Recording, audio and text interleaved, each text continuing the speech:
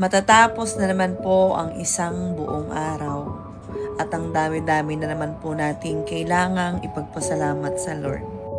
Nakasurvive at nakatawid na naman po tayo ng isa pang araw.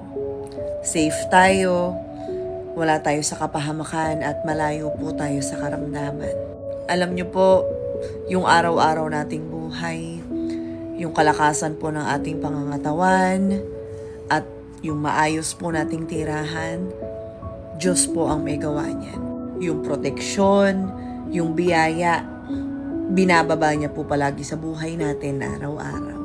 At yung mapagpalang kamay po ng Panginoon ang dahilan kung bakit blessed po tayo at malayo po tayo sa kapahamakan. Lalo na kapag meron po tayong personal na relasyon sa Kanya, mas mararamdaman po natin yung kabutihan niya, yung pagpapala niya at yung protection niya. And alam niyo po, hindi palaging material po ang basihan ng biyaya. Dahil madalas yung gumising ka po sa araw-araw, yung buong pamilya mo ay malayo sa kapahamakan at karamdaman, mas malaking biyaya po yan. Kaya madalas po kapag may himalang ipinagkaloob po sa atin ng Diyos, lumipas man po ang maraming panahon, ay wag po natin kakalimutan. I mean, may mga pagsubok man, may mga challenges man tayong kaharapin, lagi po nating balikan yung kabutihan po ng Panginoon sa ating buhay. Palagi po nating tatandaan na ang Diyos po ay faithful at hindi niya po talaga tayo iiwan.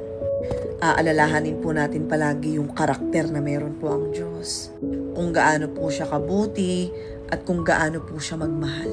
And of course, maging mapagpasalamat po tayo sa Lord. Hindi lang po sa mga bagay na ibinigay niya na hiniling po natin sa Kanya, kundi magpasalamat po tayo palagi sa Kanya sa bawat araw po na ipinagkakaloob niya.